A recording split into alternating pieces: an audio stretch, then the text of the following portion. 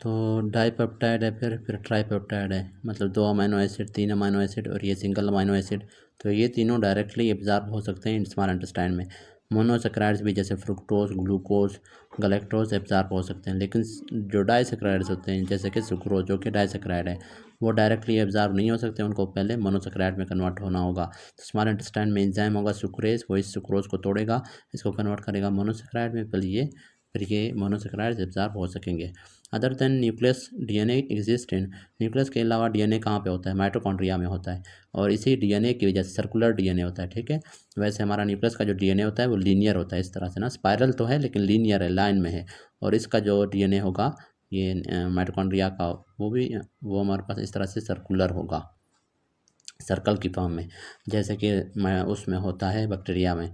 तो इसी में डीएनए की वजह से माइटोकॉन्ड्रिया हमारे पास अपने कॉपीज़ खुद बना पाता है, इस वजह से इसको सेल्फ रेप्लिकेटिंग ऑर्गेनेल कहते हैं। Which structure consist of 2 epithelial sales, अच्छा कनेक्ट्स 2 एपिथेलियल सेल्स, इनमें से कौन सा स्ट्रक्चर है जो कि 2 एपिथेलियल सेल्स को कनेक्ट करता है? तो इसका आंसर है डेस्मोसोम, सॉरी टाइट जंक्शंस है इसका आंसर। अब टाइट जंक्शंस क्या करता है? 2 एपिथेलियल सेल्स को कनेक्ट कर रहा होता है इस तरह से। ये हमारे पास इस तरह से होते हैं। ये हमारे पास, मैंने एक ब्लड कैपिलरी बना रहा हूँ, उसमें एक एंडोथेलियल सेल है और ये अगला एंडोथेलियल सेल है। अब इनके दरमियान ये जंक्शन जो यहाँ पर टाइट जंक्शन होता है। तो ये टाइट जंक्शन ये हमारे पास ब्लड ब्रेन बैरियर बना रहे होते हैं, ताकि ब्लड से प्रोटीन्स और फ्लूइड्स वगैरह निकल ना जाए और ब्रेन में ना चला जाए। तो ये टाइट जंक्शन 2 एपिथेलियल सेल्स को कनेक्ट कर रहे होते हैं। उसके बाद आगे है हमारे पास distribution of pain receptor on finger tip involve. Finger tips के ऊपर जो पेन रिसेप्टर्स होते हैं वो कौन से होते हैं? वो होते हैं फ्री नर्व एंडिंग्स, ये आपने याद रखना है। फ्री नर्व एंडिंग्स हमारे पास होते हैं, वो होते हैं फिंगर टिप्स के ऊपर पेन के रिसेप्टर्स होते हैं। फिर है cardiolipin phospholipid is present in which of the following, mitochondria में जो फास्फोलिपिड होता है वो होता है cardiolipin.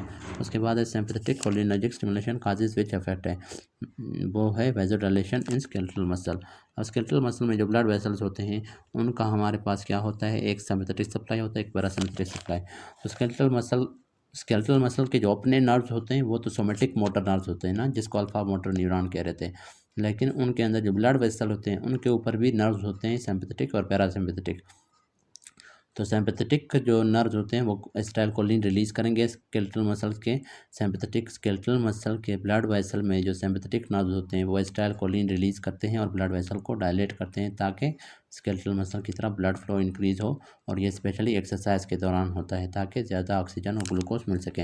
Hydrolytic enzymes are found in which of the following, lysosome, ये मैंने कल भी पढ़ाया था कि लाइसोसोम में जो एंजाइम होते हैं उनको हाइड्रोलिटिक एंजाइम कहते हैं। Hydro means water, lytic means break down, मतलब वो एंजाइम वाटर की मदद से बड़े पार्टिकल्स को, फूड पार्टिकल्स को, अनयूज्ड प्रोटीन्स को छोटे पार्टिकल्स में कन्वर्ट करते हैं, डाइजेस्ट करते हैं। तो लाइसोसोम में हाइड्रोलिटिक एंजाइम होते हैं, पैराक्सिसोम में ऑक्सीडेसिस और हाइड्रोजन पेरोक्साइड होता है। During exercise blood flow to which of the following decrease है, वो है स्प्लांक्निक। अब एक्सरसाइज के दौरान ज़्यादा ब्लड फ्लो की रिक्वायरमेंट किसको होती है? एक्सरसाइजिंग मसल्स को, क्योंकि उनको ज़्यादा ऑक्सीजन और ज़्यादा ग्लूकोज की रिक्वायरमेंट होती है। और ऑक्सीजन और ग्लूकोज कौन ट्रांसपोर्ट कर रहा होता है? ब्लड। तो ज़्यादा ब्लड जाएगा, उनको ज़्यादा ऑक्सीजन और ग्लूकोज पहुंचेगा, उनकी रिक्वायरमेंट कंप्लीट होगी। तो उस वक्त एक्सरसाइज के दौरान हमारे स्किन को या जीआईटी के मसल्स को ज़रूरत नहीं होती किस चीज़ की? ब्लड फ्लो की। उस वक्त डाइजेशन की हमें ज़रूरत नहीं है, एक बंदा जब एक्सरसाइज कर रहा है ना। तो during exercise blood flow increase होगा एक्सरसाइजिंग स्केलेटल मसल की तरफ, और डिक्रीज किसकी तरफ होगा? स्प्लांक्निक की तरफ। तो during exercise decrease blood flow होगा टू किडनीज, अगर किडनीज ऑप्शन में होता है उसको आप टिक करते हैं, क्योंकि एक्सरसाइज के दौरान यूरिनेशन की ज़रूरत नहीं होती, इस वजह से किडनीज की तरफ ब्लड फ्लो कम होगा। फिर दूसरे नंबर पे स्प्लांक्निक वेसल की तरफ। तो स्प्लांक्निक वेसल यहाँ पर किडनी अगर होता है उसको करेक्ट करते हैं, वो नहीं है, तो स्प्लांक्निक वेसल क्या होते हैं? जीआईटी के जो वेसल होते हैं। फिर स्ट्रीनियस एक्सरसाइज की अगर बात आ जाए, स्ट्रीनियस का मतलब बहुत हैवी एक्सरसाइज अगर एक बंदा कर रहा है, तो उस वक्त ब्लड फ्लो डिक्रीज होगा स्किन की तरफ, ताकि सारा ब्लड हमारे पास डाइवर्ट हो किसकी तरफ? स्केलेटल मसल्स की तरफ। ट्रांसपोर्ट डिपेंड्स ऑन थिकनेस, कौन सा ट्रांसपोर्ट इनमें से थिकनेस ऑफ मेम्ब्रेन पे डिपेंड करता है? तो वो है डिफ्यूजन। जितना थिक मेम्ब्रेन होगा, जैसे ये मैंने थिक बनाया हुआ है, डिफ्यूजन उतनी कम होगी। और जितना थिन मेम्ब्रेन होगा, जैसे यहाँ पर थिन मेम्ब्रेन है, तो यहाँ पर डिफ्यूजन क्या होगी? ज़्यादा होगी, यहाँ पर डिफ्यूजन कम होगी। मतलब क्या है? इन्वर्स रिलेशन है between diffusion and membrane thickness. Very long chain fatty acids are catalysed in, long chain fatty acid की कैटालाइसिस या ब्रेकडाउन या डाइजेशन कहाँ पे होती है? पैराक्सिसोम में। और शॉर्ट चेन फैटी एसिड की कहाँ पे होती थी? माइटोकॉन्ड्रिया में। इसके अलावा पैराक्सिसोम का एक काम क्या था? अल्कोहल की डिटॉक्सिफिकेशन कर रहा था, लेकिन एट नॉर्मल डोसेज। अगर टॉक्सिक डोज की बात आ जाए तो फिर हम कहते हैं उसको स्मूथ एंडोप्लाज्मिक रेटिकुलम डिटॉक्सिफाई करता है। फिर विच of the following has transport maximum, इनमें से ट्रांसपोर्ट मैक्सिमम किसका है? ये हमने पहले भी पढ़ा था। तो ये है हमारे पास, ये एक हमारे पास सीक्वेंस है। सबसे ज़्यादा ट्रांसपोर्ट मैक्सिमम ग्लूकोज का है, दूसरे नंबर पे पैरा अमाइनो हाइप्यूरिक एसिड है, उसके बाद लैक्टेट है। अब यहाँ पर ये दोनों नहीं दिए हुए तो लैक्टेट हमने करेक्ट किया हुआ है, अगर ग्लूकोज होता है उसको करेक्ट करते हैं। अब पहले ट्रांसपोर्ट मैक्सिमम का मैं बताता हूँ। इसको ट्रांसपोर्ट मैक्सिमम को हम लोग लिखते हैं क्या? वी मैक्स की, वी मैक्स, ये इसका मतलब है ट्रांसपोर्ट मैक्सिमम, डिनोट इससे करते हैं। अब ट्रांसपोर्ट मैक्सिमम का ये मतलब है कि ये जो मॉलिक्यूल्स होते हैं इनकी जब एब्जॉर्प्शन हो रही होती है तो एक टाइम आता है जहाँ पर मज़ीद एब्जॉर्प्शन इनकी स्टॉप हो जाती है, और मज़ीद जो ग्लूकोज या पैरा अमाइनो हाइप्यूरिक एसिड या लैक्टेट जो कि किडनी के नेफ्रॉन के ट्यूब्यूल्स में होगा तो वो यूरिन में निकल जाएगा। अब ग्लूकोज, फॉर एग्जांपल ग्लूकोज के अगर आप 100 mg लेंगे तो क्या होगा? उसके 70 mg क्या हो सकते हैं? एब्ज़ॉर्ब हो सकते हैं मैक्सिमम। तो उसमें से 30 mg जो रह गए वो निकलेंगे यूरिन में। और इसी तरह पैरा अमाइनो हाइप्यूरिक एसिड के अगर 100 mg लेंगे तो उसके फॉर एग्जांपल 60 mg एब्ज़ॉर्ब होंगे और बाकी 40, और लैक्टेट के हमारे पास फॉर एग्जांपल 50 mg एब्ज़ॉर्ब होंगे। तो मतलब मैक्सिमम ट्रांसपोर्ट जो होती है वो किसकी हो रही है? मैक्सिमम क्वांटिटी किसकी है? ग्लूकोज की मैक्सिमम क्वांटिटी एब्ज़ॉर्ब हो रही है, और पैरा अमाइनो हाइप्यूरिक एसिड की उससे कम हो रही है, और लैक्टेट की उससे कम। इस वजह से ट्रांसपोर्ट मैक्सिमम ग्लूकोज की है सबसे ज़्यादा। Type of endocytosis that occur in lysosome, वो क्या है? फैगोसाइटोसिस, क्योंकि ये क्या करता है? फूड पार्टिकल्स को, सॉलिड चीज़ों को क्या करता है? डाइजेस्ट करता है। फिर in cell membrane bond between internal protein and lipid, वो होता है हाइड्रोफोबिक एंड कोवेलेंट बॉन्ड, क्योंकि लिपिड्स हमारे पास और प्रोटीन के दरमियान जो बॉन्ड होगा वो हाइड्रोफोबिक होता है, और कुछ कोवेलेंट बॉन्ड्स भी बनते हैं। Cell organelle contains double membrane, इनमें से कौन सा सेल ऑर्गेनली में डबल मेम्ब्रेन होता है? एक न्यूक्लियस है, दूसरा माइटोकॉन्ड्रिया जो कि ऑप्शन में नहीं है। तो न्यूक्लियस एंड माइटोकॉन्ड्रिया है डबल मेम्ब्रेन। अब regarding skeletal muscle what is true, skeletal muscle के बारे में क्या है? फ्लैशी बेली थ्रू आउट। स्केलेटल मसल का जो होता है वो बेली जो होता है, ये बेली है उसका, वो फ्लैशी होता है, गोश्त होता है उसमें पूरे में। फिर स्टूडेंट एग्जामिनिंग अ स्लाइड है visualise a tumour muscle of GIT, a protein which connect cells together is missing है। तो कौन सा प्रोटीन मिसिंग है? वो है फाइब्रोनेक्टिन। अब यहाँ पर आपने जो है कंफ्यूज नहीं होना। अब फाइब्रोनेक्टिन क्या है? सेल्स को आपस में कनेक्ट कर रहा है, और पहले हमने टाइट जंक्शन पढ़ा था, वो एपिथेलियल सेल्स को आपस में कनेक्ट कर रहा था। अब ये मसल सेल्स को आपस में कनेक्ट कर रहा है। अब मसल सेल्स हैं, मसल सेल्स, ये एक मसल सेल है, ये अगला मसल सेल है। अब इनके दरमियान ये समझो सीमेंट है, ये जो सीमेंट है ये क्या है? फाइब्रोनेक्टिन है। फाइबर्स होते हैं ना, ये फाइब्रोनेक्टिन क्या है? दो मसल सेल्स को, जीआईटी के दो मसल सेल्स को आपस में कनेक्ट कर रहा है। तो ये अगर मिसिंग होगा तो फिर क्या होगा? ट्यूमर सेल्स हमारे पास एक जगह से दूसरी जगह बहुत जल्दी से फैलते जाएंगे। तो फाइब्रोनेक्टिन है, ठीक है ना। स्टूडेंट एग्जामिन कर रहा है tumour of muscle of GIT, एक प्रोटीन जो कि सेल्स को कनेक्ट कर रहा है वो मिसिंग है, वो है फाइब्रोनेक्टिन है। और एपिथेलियल सेल्स को जो कनेक्ट कर रहा था वो क्या था? टाइट जंक्शन, वो हमने थोड़ी देर पहले पढ़ा था। अच्छा, फिर rigidity and stiffness in dead body is due to failure of separation of actin and myosin cross bridge. जब भी मसल कंट्रैक्ट होते हैं तो एक्टिन और मायोसिन क्या करते हैं? आपस में क्रॉस ब्रिज बनाते हैं। फिर उस क्रॉस ब्रिज को वापस तोड़ने के लिए एनर्जी की रिक्वायरमेंट होती है, एटीपी की ज़रूरत होती है।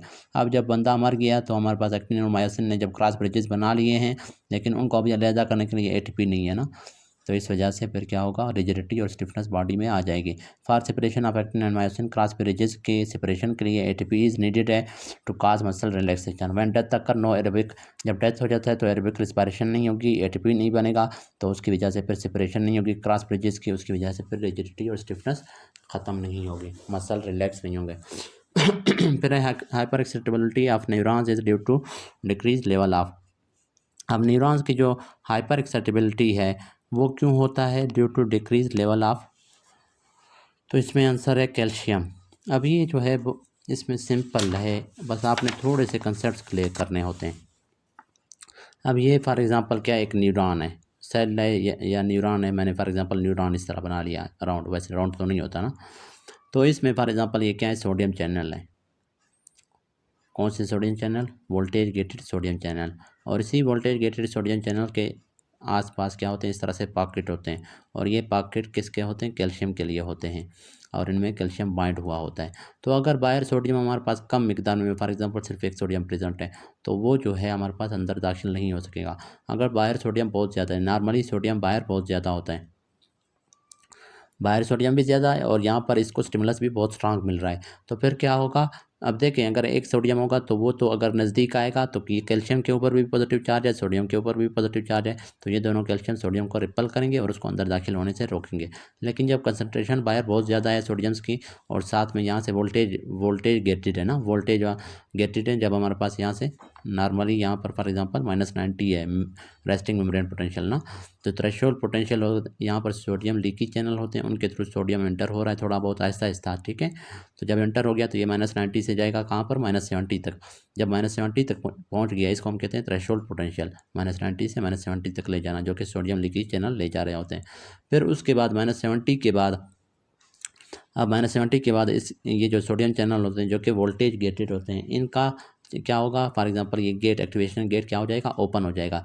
जब ये ओपन हो गया तो अब डिपेंड करता है सोडियम्स पे, अगर सोडियम थोड़े हैं तो फिर हमारे पास वो थोड़े इंटर होंगे, ठीक तरह से एक्शन पोटेंशियल प्रोड्यूस नहीं कर सकेंगे। लेकिन नॉर्मली क्या होता है, सोडियम बहुत ज़्यादा होते हैं, तो फिर वो सोडियम क्या करेंगे, जब बहुत ज़्यादा होते हैं तो वो इंटर होंगे, लेकिन उतनी रिक्वायरमेंट में जितना ज़रूरत है, क्योंकि ये कैल्शियम क्या है, उनको रिपल कर रहे होते हैं, लेकिन उनकी मिकदार बहुत ज़्यादा है, इस वजह से वो सोडियम एंटर होंगे और यहाँ पर -70 से ये जाएगा 0 तक या +10 तक, और डीपोलराइजेशन हो जाएगी इस सेल के।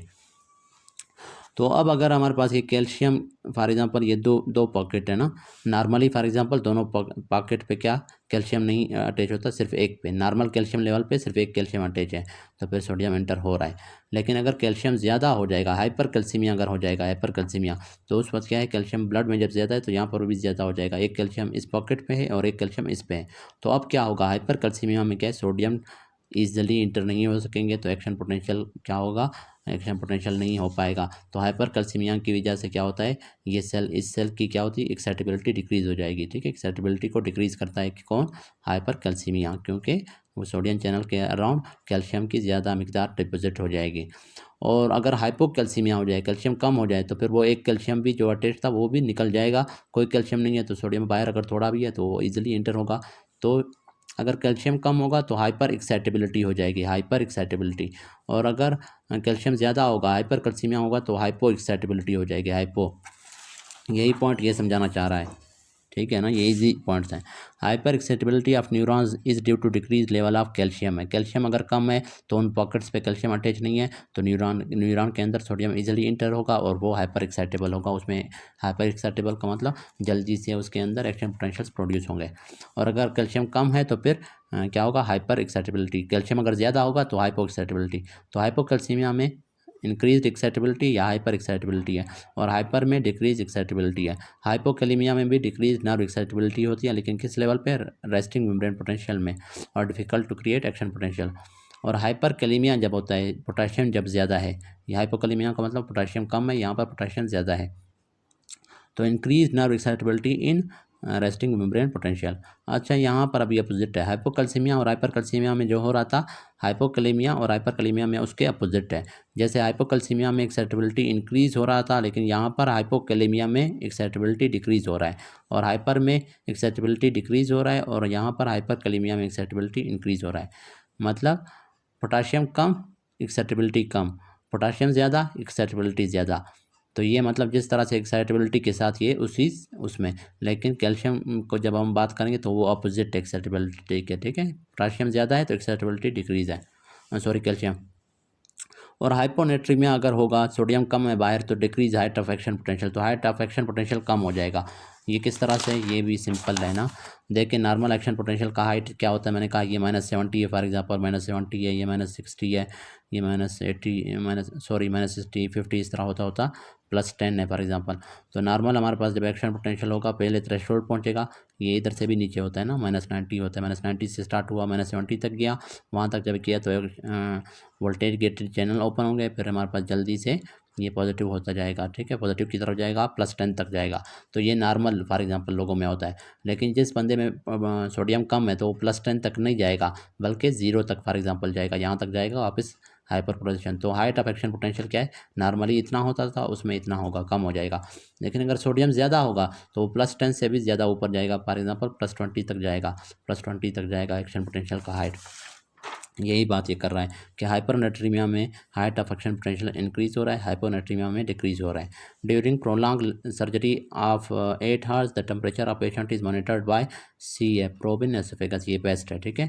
डिजिटल एसोफेगस में ये इजी और रिलायबल मेथड है। टेम्पेनिक मेम्ब्रेन ये इन्वेसिव मेथड है, ठीक है। टेम्पेनिक मेम्ब्रेन में रखोगे रप्चर हो सकता है टेम्पेनिक मेम्ब्रेन, ठीक है। रेक्टम में रखोगे तो वो भी हमारे पास क्या है, वो पेशेंट को हमारे पास शाइनस होती है या वो ट्रेडिशन की वजह से। एक्जिला के अंदर वो इतना रिलायबल नहीं है। तो ये हमारे पास पल्मोनरी आर्टरी कैथेटर वो भी रिलायबल है, सबसे एक्यूरेट है, लेकिन वो इन्वेसिव है, ठीक है। गोल्ड स्टैंडर्ड भी वही है, लेकिन वो इन्वेसिव है, ठीक है। तो इस वजह से सबसे बेस्ट क्या है, प्रोब इन डिजिटल एसोफेगस हम लोग रखते हैं। फिर अगला है हमारे पास body metabolic response to trauma, skeletal muscle response by. अब एक बंदा है, उसको ट्रामा हुआ है, तो उसके बॉडी का और स्केलेटल मसल का रिस्पॉन्स क्या होगा ट्रामा की तरफ। तो उसके जो स्केलेटल मसल है, ज़ाहिर है एक बंदा है फॉर एग्जांपल वो मोटर बाइक से गिर गया है, तो वो गिर गया है तो उसके जो मसल्स होंगे वो हमारे पास क्या होंगे, रब होंगे रोड के साथ, तो उसकी वजह से उन पर प्रेशर पड़ेगा, तो उसके सेल्स क्या होंगे, स्केलेटल मसल के जो सेल्स होते हैं ना, मसल सेल्स, वो डैमेज होंगे, उनके अंदर लाइसोसोम डैमेज होंगे, लाइसोसोम से क्या निकलेंगे, एंजाइम निकलेंगे, और लाइसोसोम के एंजाइम क्या करते हैं, प्रोटीन्स की ब्रेक डाउन करते हैं, तो फिर क्या हो जाएगा, प्रोटियोलाइसिस इंक्रीज हो जाएगी। सी है, समझ आ रही है ना, सिंपल सी बात है ना, कॉमन सेंस वाली बात है। फॉर एग्जांपल ये मसल सेल्स हैं, ये मसल सेल है, ये अगला मसल सेल है, इनके अंदर क्या लाइसोसोम प्रेजेंट है। अब जब हमारे पास इंजरी होती है, बंदा रोड पे गिर गया, तो ये सेल टूट गया, इसका सेल मेम्ब्रेन टूट गया, सॉरी इसका लाइसोसोम का मेम्ब्रेन टूट गया, तो लाइसोसोम के मेम्ब्रेन से लाइसोसोम एंजाइम निकल गए, तो यहाँ पर जो इस सेल के अंदर जो प्रोटीन है उनकी ब्रेक डाउन करेगा लाइसोसोमल एंजाइम, और प्रोटियोलाइसिस इंक्रीज हो जाएगी। तो क्या है, इंक्रीज प्रोटियोलाइसिस मतलब increase break down of protein. Which of the following is the communication between cells which prevented material from passing through them है, तो ये है tight junction. Blood brain barrier मैंने कहा था ये बना रहे होते हैं, तो ये प्रिवेंट कर रहे होते हैं कि ये ब्लड कैपिलरी है, ब्लड कैपिलरी के एंडोथेलियल सेल के दरमियान ये जो टाइट जंक्शन होता है ये प्रिवेंट करते हैं कि इस ब्लड वेसल से कैपिलरी से मटेरियल बाहर ना निकलें। तो यही वो पूछना चाह रहा है। Hyperpolarisation of nerve fibre is due to, ये है इफ्लक्स ऑफ पोटाशियम, पोटाशियम का इफ्लक्स होना। अब देखें, मैंने आपको अभी समझाया कि सबसे पहले फॉर एग्जांपल ये हमारे पास क्या है, ये मैं ग्राफ बना रहा हूँ। अब ये सेल हमारे पास रेस्ट्रिक्ट मेम्ब्रेन पोटेंशियल पे -90 है, ठीक है, मिली वोल्ट है। अब जब हमारे पास सोडियम चैनल, ये सेल है, इसके अंदर सोडियम लीकी चैनल है, उसके थ्रू सोडियम जब अंदर जाएगा तो सोडियम पॉजिटिव है ना, तो सेल अंदर थोड़ा बहुत निगेटिविटी कम हो जाएगी, कहाँ तक पहुँच जाएगा, -70 तक।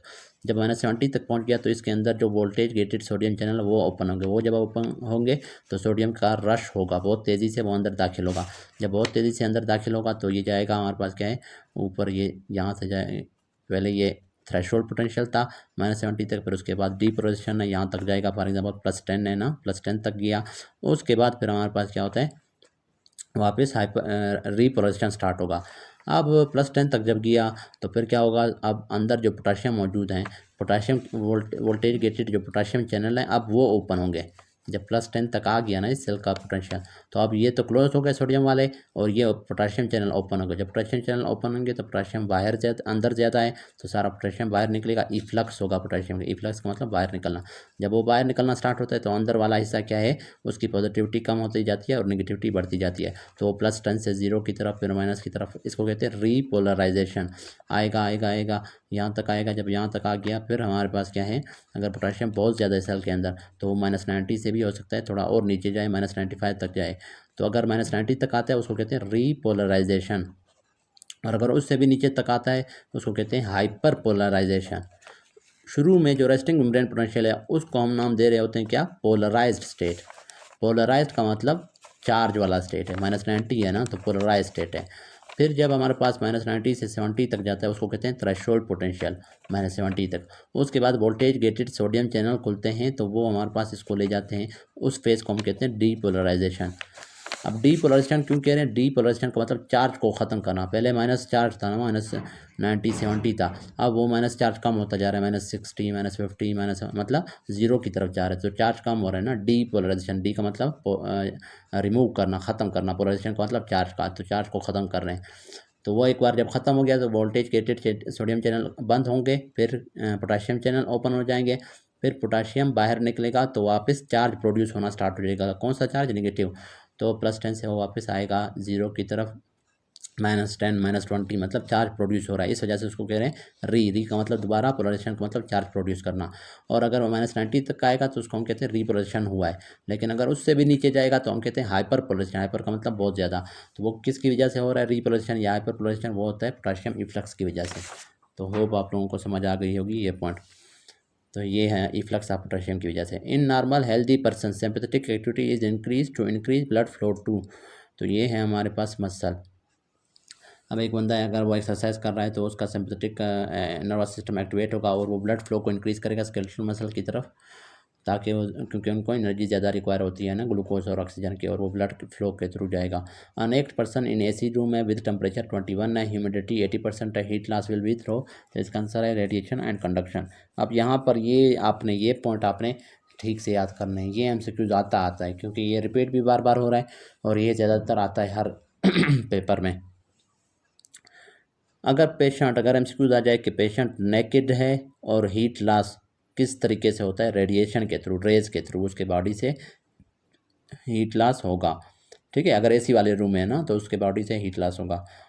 लेकिन अगर पेशेंट नेकेड है और लाई कर रहा है ऑन दी सरफेस, जैसे कि टेबल सरफेस पे ना, तो जब जो चीज़ें कनेक्ट होते हैं तो एक चीज़ से जब वो हीट फ्लो होती है दूसरे चीज़ में, तो वो कंडक्शन के थ्रू होती है ना। तो अब उसका बॉडी जो है टच है किसी सरफेस या टेबल के साथ, तो उसके बॉडी से जो हीट लॉस होगी वो कंडक्शन के थ्रू। अगर सिर्फ नेकेड का बोलें और हीट लॉस, और अगर बोलें पेशेंट नेकेड भी है और लाई भी कर रहा है टेबल के सरफेस पे या किसी और के चीज़ के सरफेस पे, फ्लोर के सरफेस पे, तो उस वक्त कंडक्शन के थ्रू हीट लॉस होगी। ठीक है, और पेशेंट नेकेड है और टेम्परेचर भी अगर मेंशन किया गया है, जैसे यहाँ पर है फॉर एग्जांपल 21 टेम्परेचर है ना, तो हीट लॉस किस तरीके से होगा? रेडिएशन साथ में कंडक्शन। ये आपने रटने हैं। अगर टेम्परेचर मेंशन नहीं है और सरफेस भी मेंशन नहीं है, सिर्फ नेकेड है तो रेडिएशन के थ्रू, और अगर नेकेड है साथ में सरफेस है तो कंडक्शन के थ्रू, और अगर नेकेड है और साथ में टेम्परेचर मेंशन है, अब टेम्परेचर मेंशन की वजह से फिर हमने क्या कर दिया है? रेडिएशन को ऐड कर दिया है। अच्छा, फिर है पेशेंट नेकेड है और ह्यूमिडिटी अगर मेंशन है, ह्यूमिडिटी का ताल्लुक है फिर कन्वेक्शन से, तो ह्यूमिडिटी के लिए कन्वेक्शन है। ठीक है, तो फिर कन्वेक्शन भी होगा। तो ये आपने याद रखना है, ये पॉइंट्स रखने हैं आपने अच्छी तरह से। Inactivation gates of sodium are close during depolarised state. अच्छा, ये अभी डीपोलराइज्ड स्टेट है, ये मैं आपको समझाता हूँ ये किस तरह से। अब फॉर एग्जांपल ये हमारे पास है सेल, ये उसके ऊपर वोल्टेज गेटेड सोडियम चैनल है, ये वोल्टेज गेटेड सोडियम चैनल है। अब इस वोल्टेज गेटेड सोडियम चैनल का ये वाला फॉर एग्जांपल गेट है, ये है एक्टिवेशन गेट, और यहाँ से हमारे पास है ये नीचे है ये इनएक्टिवेशन। ये नीचे वाला क्या है? इनएक्टिवेशन गेट है, और ये वाला क्या है? एक्टिवेशन गेट है फॉर एग्जांपल। अब जब हमारे पास क्या है, यहाँ पर ये -90 है इस सेल का अभी रेस्टिंग मेम्ब्रेन, जब ये हमारे पास यहाँ पर कुछ चैनल होंगे पोटाशियम के या सोडियम के, थोड़ा थोड़ा सोडियम इंटर होगा, तो फिर क्या होगा? -90 से इसका वोल्टेज जाता जाता आहिस्ता आहिस्ता -70 तक पहुँचेगा। जब -70 तक पहुँच गया तो फिर ये वाला जो वोल्टेज गेटेड चैनल होते हैं इनका इनएक्टिवेशन गेट भी ओपन होगा और एक्टिवेशन गेट भी। जब ओपन हो गया तो इस तरह से होगा ना, एक्टिवेशन गेट इधर लटक रहा है और ये इनएक्टिवेशन गेट इधर, और ये इस तरह से सारा हमारे पास जा रहा है क्या? सोडियम। अब जैसे सोडियम जाएगा जाएगा जाएगा और इस सेल का पोटेंशियल जैसे +10 तक पहुंच गया, +10 तक जैसे पहुंच गया तो ये जो इनएक्टिवेशन गेट है ये क्लोज हो जाएगा। जब ये क्लोज हो गया तो मज़ीद सोडियम एंटर नहीं होगा। तो अब क्या है, अब इसके बाद जो ड्यूरेशन होगा उस ड्यूरेशन में क्या होता है? रीपोलराइजेशन होता है। अब उस ड्यूरेशन को हम लोग रिफ्रैक्टरी पीरियड भी कहते हैं, मतलब इस ड्यूरेशन के दौरान दोबारा से अगर हम लोग स्टिमुलस दें भी तो मज़ीद सोडियम एंटर नहीं होगा, क्योंकि एक एक्शन पोटेंशियल अभी हो चुका है, अभी मज़ीद सोडियम हम एंटर नहीं करवाएंगे, अभी एक बार हमने रीपोलराइजेशन करवाना है। तो इस ड्यूरेशन को हम कहते हैं रिफ्रैक्टरी पीरियड। तो अब ये रिफ्रैक्टरी पीरियड किस वजह से? क्योंकि इनएक्टिवेशन गेट्स क्लोज हैं, इस वजह से अगर आप स्टिमुलस दें भी तो और सोडियम एंटर नहीं होगा due to closure of inactivation gates. अब क्या है डीपोलराइज्ड स्टेट। अब यही उसने कहा है ना कि क्या है, इनएक्टिवेशन गेट्स और सोडियम क्लोज होते हैं during depolarised state. Depolarised state का यही मतलब है कि जब सोडियम सारा एंटर हो गया +10 तक एक्शन पोटेंशियल पहुंच गया ना, यहाँ पर क्या है, इसमें आप कंफ्यूज ना हो। ड्यूरिंग डीपोलराइजेशन, जब डीपोलराइजेशन हो रही होती है, सोडियम इंटर हो रहा है और एक्शन मतलब -70 से जा रहा है 0 की तरफ, उस दौरान इनएक्टिवेशन गेट ओपन है, एक्टिवेशन गेट भी। लेकिन जब वो डीपोलराइजेशन कंप्लीट हो गई, +10 तक चला गया, मतलब डीपोलराइज्ड स्टेट पहुँच गया है, उसके बाद इनएक्टिवेशन गेट क्लोज होगा। ठीक है, तो ये हमारे पास आपने याद रखना है, इंपॉर्टेंट पॉइंट है। फिर increase number of mitochondria is present in, अब ज़्यादा माइटोकॉन्ड्रिया प्रेजेंट होते हैं apical layer of which cells है, किस सेल्स के एपेक्स में प्रेजेंट होते हैं ना, किस सेल के, वो होते हैं सिलिएटेड सेल। क्योंकि सिलिएटेड जो सेल्स होते हैं, ये अभी सेल है उसके ऊपर ये सिलिया आए हैं, अब इनके एपेक्स पे यहाँ पर हमारे पास क्या है, माइटोकॉन्ड्रिया बहुत ज़्यादा होते हैं। क्यों? क्योंकि इन्होंने एटीपी प्रोड्यूस करना है, ताकि फिर वो एटीपी की मदद से फिर वो सिलिया अपनी मूवमेंट्स करते हैं, और सिलिया पर क्या करते हैं, म्यूकस वगैरह को क्लियर करते हैं, और साथ में फेलोपियन ट्यूब में भी सिलिया होते हैं, वहाँ पर वो क्या करवाते हैं, एग की मूवमेंट, जाइगोट की मूवमेंट वगैरह करवाते हैं टुवर्ड्स यूट्रस। अच्छा, इन एक्जानल, अच्छा यहाँ पर है the concept of conduction of one sensation modularity in sensory nerve fibres at a time. अब एक जो सेंसरी नर्व फाइबर होता है, उससे हमारे पास एक टाइम पे सिर्फ एक ही एक्शन पोटेंशियल पास हो सकता है। ठीक है, एक ही तरह का सेंसेशन पास हो सकता है, उसको फिर नाम देते हैं लेबल्ड लाइन प्रिंसिपल। ठीक है, मतलब ये एक नर्व है, इससे सिर्फ एक सेंसेशन पास हो सकता है। फॉर एग्जाम्पल ये नर्व ए है, इससे पेन पास हो सकता है, यहाँ पर नर्व बी है तो उससे सिर्फ क्या टच के सेंसेशन पास हो सकते हैं, इसको कहते हैं लेबल्ड लाइन प्रिंसिपल।